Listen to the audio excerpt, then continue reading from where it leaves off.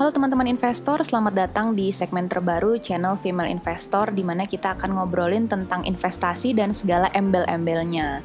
Di episode perdana kali ini, saya Ratna sebagai host sudah mengundang rekan saya Sioni Gunawan, biasa dipanggil Sion. Beliau ini adalah seorang bankers di salah satu bank asing yang cukup ternama dan job desk-nya atau pekerjaannya sehari-hari adalah mengelola portofolio investasi klien-klien priority. Wow, ini dana yang dikelolanya pastinya gede-gede nih. Oke, topik yang mau kita perbincangkan kali ini adalah money management for investing yang kita akan bagi menjadi 3 bagian. Pertama, kita akan membahas tentang hal-hal apa saja yang perlu dipersiapkan sebelum melakukan investasi. Kemudian yang kedua, kalau ternyata kondisi keuangan kita belum siap, bagaimana cara memperbaiki cash flow kita agar bisa melakukan investasi secara optimal? Dan terakhir, bagaimana cara memilih instrumen-instrumen investasi untuk pemula? Langsung saja kita sapa rekan saya ini, apa kabar Sion? Hai Ratna dan teman-teman investor, tentunya kabar baik dong. Semoga Ratna dan teman-teman investor juga selalu dalam keadaan sehat jasmani, rohani, dan tentunya sehat keuangannya ya. Amin banget tuh, sehat semuanya. Amin. Thanks to Ratna yang udah undang saya untuk boleh sharing santai hari ini di tengah kesibukan buat bahan edukasi investasi di channel YouTube-nya Female Investor. Masih terus semangat dan kreatif buat konten seperti ini, luar biasa loh Ibu Ratna ini. Enggak lah, saya sebenarnya cuma sibuk rebahan aja kok. Tapi semoga kedepannya bisa lebih rajin lagi upload-upload konten yang menarik ya. Anyway, Sion, sekarang kan konten-konten literasi keuangan dan investasi sudah cukup berkembang ya di Indonesia. Semakin banyak juga yang akhirnya investasi khususnya di saham, apalagi sejak kampanye Yuk Nabung Saham. Tapi kadang ada juga yang karena lagi hits, jadi kayak latah aja gitu ikut-ikutan beli saham, tapi akhirnya belinya asal-asalan. Ikut-ikutan teman atau grup-grup saham. Terus rugi banyak, dan ada juga yang malah akhirnya keuangannya berantakan dan ujung-ujungnya trauma untuk berinvestasi. Nah, kalau menurut Sion sendiri dan dari pengalaman-pengalaman kliennya, sebetulnya hal-hal apa saja sih yang perlu diperhatikan dan dipersiapkan sebelum kita masuk ke dunia investasi ini? Oke, nah investasi itu teman-teman itu ibarat kita sekolah. Contohnya waktu kita belajar matematika waktu SD, kita belajar penambahan, pengurangan, pembagian, perkalian. Waktu SMP udah belajar tuh yang udah mulai lebih rumit, belajar kuadrat-kuadrat, akar-akaran, mulai pusing tuh ya. Nah, sampai akhirnya kita belajar kuliah, belajar soal-soal yang lebih advance. Kalau mau investasi ya kita harus mau belajar dulu dari hal-hal simple di awalnya. Kayak tadi kita belajar penambahan dulu, pengurangan dulu, perkalian dulu, sampai akhirnya bisa ngerti sesuatu hal yang lebih rumit atau advance tadi. Banyak yang pengen investasi itu mau langsung untung. Kok lihat orang lain enak ya? Investasi bentar, untung banyak. Investasi itu bukan masalah untung ruginya sih, tapi lebih ke bagaimana kita tahu karakteristik media investasi yang kita gunakan untuk berinvestasi dan karakteristik dari diri kita sendiri nih sebagai individu yang berinvestasi. Ibarat gini nih teman-teman, anak SD langsung dikasih soal anak kuliahan. Ya paling yang adanya kalang kabut ya kan. Ya sama kayak kita anak bawang langsung masuk ke pasar saham. Lihat grafik merah hijau langsung bingung nih, ini gerak naik turun apaan ya? Ini angka artinya apa? Pasti bingung tuh. Ya betul, lihat grafik merah panik. Tapi pas grafiknya hijau juga bingung mau ngapain gitu ya kira-kira. Iya, jadi bingung nih mau ambil langkah apa, kita nggak tahu gitu. Malah jadi kayak ya udah ngikut temen, ngapain kita ngikutin. Nah itu kan salah sebenarnya, nggak boleh kayak gitu. Nah kalau pengalaman di lapangan sendiri selama ini ya saat mengelola portofolio klien, yang saya perhatikan dengan klien-klien saya ini saat berinvestasi itu ya mereka itu berinvestasi di mana diri mereka nyaman dengan media investasi yang mereka pergunakan. Sudah nyaman dan tahu karakteristik media investasinya, barulah mulai belajar diversifikasi. Nah, saat diversifikasi ini, klien melakukan riset dan belajar dulu loh. Artinya ya memang saat mau investasi, jangan mau beli kucing dalam karung teman-teman, tapi ya memang harus belajar dulu. Kalau kita biasa belajar hal advance, media investasi yang kita kuasai juga akan advance. Hasil investasi ya bakal ngikutin. Poin berikutnya adalah tahu tujuan berinvestasi ini untuk apa. Kita tahu uang yang kita mau kita pakai untuk tujuan yang lebih besar. Misal, untuk pensiun yang optimal nih, nggak usah nyusahin orang saat tua nanti, kita udah mulai berinvest dari sekarang. Dan poin terakhir, biasanya klien-klien ini selalu punya mentor atau advisor ataupun komunitas saat berinvestasi. Karena data atau info dan knowledge atau pengetahuan ini sangat penting teman-teman saat berinvestasi. Nah, sebelum masuk ke dunia investasi, kita harus tahu dulu respon diri kita ketika menghadapi resiko yang terjadi saat berinvestasi. Ada orang yang nyaman dengan resiko tinggi dalam menghadapi resiko perubahan market, tapi ada juga orangnya nih yang auto dak-dikduk begitu kondisi market berubah, malah jadi panik, takut. Nah, ini sebenarnya disebut tingkat profil resiko investor dalam berinvestasi. Biasanya sih dibagi dalam 3 kategori umum, yaitu konservatif, moderat, dan agresif. Kalau tipikal konservatif ini ya tipikal yang orang investornya mau aman-aman aja, nggak berani ambil resiko. Nggak perlu cuan-cuan gede lah, yang penting aman tapi pasti. Nah, kalau yang moderat, ini tipikal yang mau cari untung lebih besar, lebih siap menghadapi resiko jika terjadi perubahan market pada kondisi tertentu. Nah, kalau yang terakhir nih, yang agresif, ini tipikal yang cari cuan-cuan-cuan, tapi ya berani rugi-rugi juga. Berani berinvestasi dalam media investasi yang beresiko tinggi untuk mendapatkan keuntungan yang sebesar-besarnya, tapi ya mereka yang tipikal agresif ini siap juga untuk menghadapi kerugian yang besar. Artinya mereka punya level toleransi yang tinggi terhadap resiko. Nah, saat mulai investasi, alangkah baiknya kita tahu dulu nih profil resiko kita berada di posisi mana. Jangan sampai investasi itu bikin stres, panik, ribut. Investasilah dengan nyaman sesuai dengan profil resiko teman-teman investor. Terus belajar dan cari info dari setiap karakteristik media-media investasi yang kita akan gunakan untuk berinvestasi. Nah, kadang ada juga nih yang biasanya merespon, ribet banget sih mau investasi, kok harus tahu ini itu, apalagi tuh profil resiko kan. Yang penting punya duit, langsung aja beli saham, sehari bisa cuan kok. Nah, gimana tuh? Nah, investasi yang benar itu ya yang dibatasi dan diawasi oleh dengan aturan-aturan yang jelas, yang justru bisa mencegah keribetan di depan nanti kalau terjadi resiko saat berinvestasi. Kalau nggak mau ribet ya nabung aja di celengan, anti ribet tuh. Tinggal masukin recehan, selesai. Namun namanya investasi sekali lagi bukan pasti untung, tapi ada resiko yang harus kita manage nih di depan nanti dengan pengetahuan-pengetahuan, ada strategi-strategi dalam pengambilan keputusan, ada harga yang harus dibayar seperti waktu atau energi dalam mengelola portofolio investasi tersebut.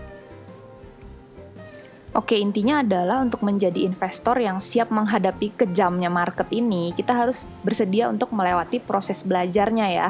Sama seperti belajar berenang, awalnya mungkin pakai pelampung dulu, nggak bisa langsung asal nyemplung, karena nanti bisa tenggelam ya, Sion?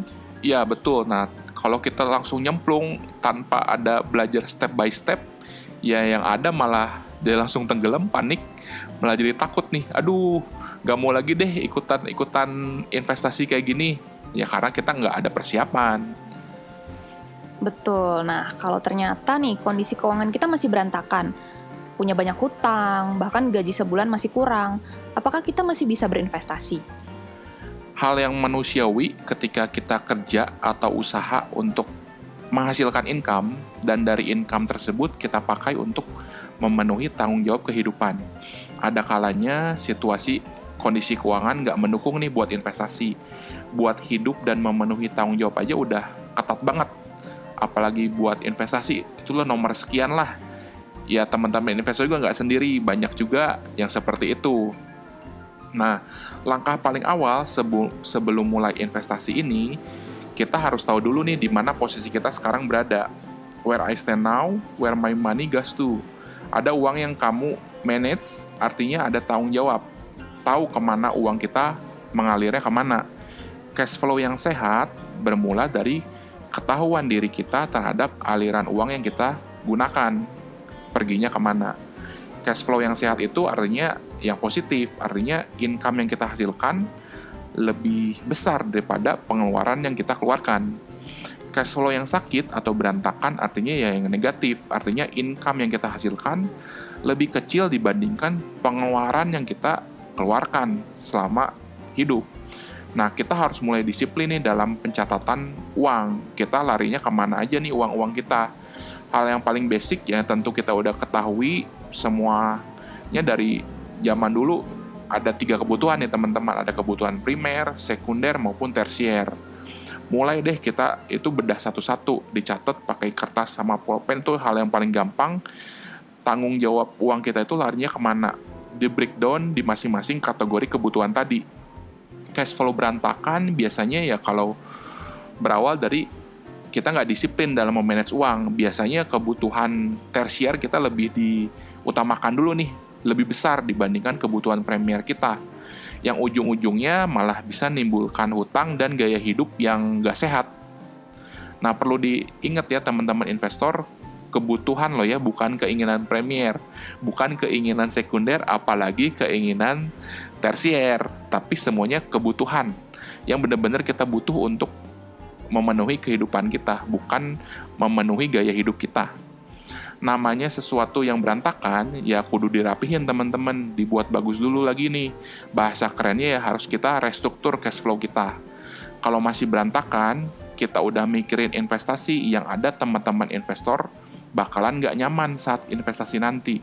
Karena mikirnya harus cuan terus nih, gue harus cuan. Biar kalau cuan bisa kita pakai buat nutupin cash flow minus gue yang tadi.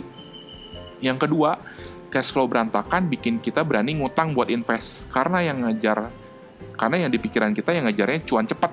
Gue harus cepat dapat untung supaya bisa ya tadi ujung-ujungnya nutupin cash flow minus. Yang ketiga, tujuan utama investasi kita jadi nggak akan tercapai sama sekali. Karena investasi yang kita gunakan hanya dipakai untuk gali lubang, tutup lubang, menambal cash flow minus. Jangan pernah ngutang buat investasi. Yang paling benar dari awal harus punya kemauan merubah gaya hidup. Menyisihkan dahulu dari income kita, bukan menyisakan untuk investasi. Disiplin dalam pencatatan cash flow, tahu uang kita larinya kemana aja. Your money habit determine your life habit, teman-teman. Kalau kita udah biasa nih manage cash flow dengan baik dan disiplin, artinya ya kita udah siap juga buat manage keuntungan-keuntungan yang lebih besar dari hasil berinvestasi. Oke, perlu dicatat tuh, jangan pernah ngutang buat investasi. Money habit ya sebetulnya basicnya, dan banyak kejadian kalau sudah terlanjur punya money habit yang buruk, agak susah untuk mengubahnya. Makanya sebetulnya penting untuk mempelajari money habit yang baik sedini mungkin, tapi sayangnya hal ini kita nggak pelajari secara formal ya di sekolah. Nah, kalau menurut Sion, mahasiswa nih yang belum punya penghasilan, bisa nggak sih investasi? Dan gimana dengan ibu rumah tangga?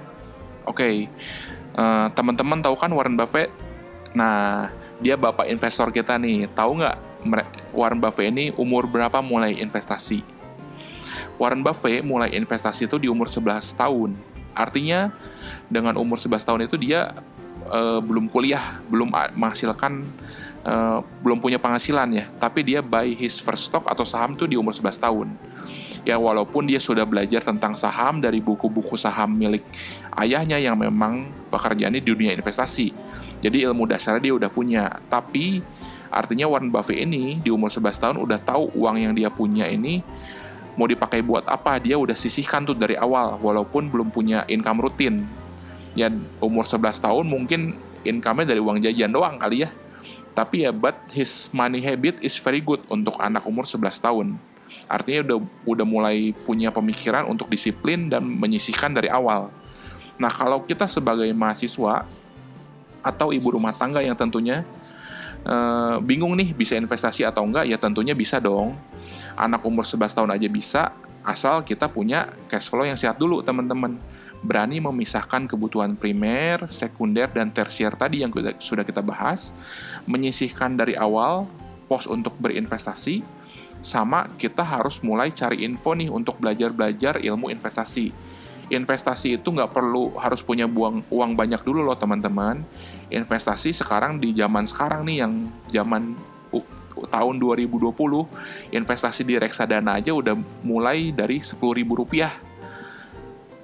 Belinya pun bisa online teman-teman dari HP. Nggak perlu repot-repot buka akun kemana-mana, cukup dari HP teman-teman udah bisa. Nah, Rp10.000 buat invest beli reksadana nggak akan buat kita miskin, nggak akan buat kita jadi nggak ngafe sama teman-teman atau nongkrong santuy sama geng-geng teman kita nih. Ya hitung-hitung 10.000 ini ngurangin jatah beli gorengan lah ya.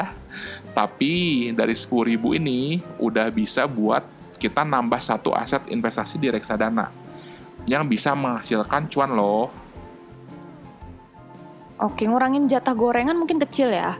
Jatah boba sekarang yang lebih gede tuh kayaknya. Nah iya tuh, boba zaman sekarang di mana-mana banyak ya, udah menjamur. Satu cup boba mungkin sekarang rata-rata Rp30.000. Nah Rp30.000 mungkin udah bisa beli reksadana yang 10.000-an tadi 3 kali. Reksadana ya lebih mantul dari boba teman-teman, bisa kita simpen ke depannya, nanti bisa menghasilkan keuntungan buat kita. Iya, nggak kayak boba ya, sehari ditelen besoknya udah nggak tahu kemana tuh. Iya, telan udah langsung habis tuh. Kalau reksadana kita simpen malah menghasilkan keuntungan. Betul. Nah, sekarang kita udah tahu nih kondisi awal yang ideal untuk investasi seperti apa dan bagaimana cara memperbaikinya kalau ternyata itu belum dicapai. Setelah itu bisa nggak kita langsung nyemplung di saham atau ada step-stepnya untuk berinvestasi untuk pemula sebelum masuk ke saham langsung? Nah, seperti yang kita udah bahas sebelumnya, kalau anak SD kita kasih langsung soal anak kuliahan, yang ada adalah kalang kabut. Namanya investasi harus mau belajar setahap demi setahap. Dari kelas basic sampai kelas advance. Just enjoy your investment journey. Bukan keuntungan yang kita cari di awal, tapi ya kita nikmati prosesnya. The journey is more important teman-teman dibanding kita ngejar cuan. Kalau nyemplung langsung ke pasar saham, namanya nyemplung tanpa persiapan sama sekali, artinya kita bisa panik, tenggelam, bisa kecewa, bisa stres, bisa trauma, bisa bikin ilfeel langsung tuh sama saham. Saham itu ya advance investment media yang memerlukan big data info, knowledge atau pengetahuan, waktu dan energi buat mempelajarinya. Tapi kalau denger gini malah jadi kayak takut ya buat investasi saham. Tenang aja teman-teman, zaman sekarang buat belajar media-media investasi khususnya saham, banyak platform yang kita bisa pakai di sosial media manapun sudah banyak mudah diakses. Contohnya ya kayak channel YouTube Female Investor ini yang dikelola sama Ibu Ratna. Kalau buat pemula yang mau mulai berinvestasi, boleh mulai dari produk yang buat kamu nyaman dulu dan kamu berani memang menaruh uangmu untuk disimpan dalam media investasi tersebut. Jangan ngikut-ngikut gaya investasi orang lain ya teman-teman.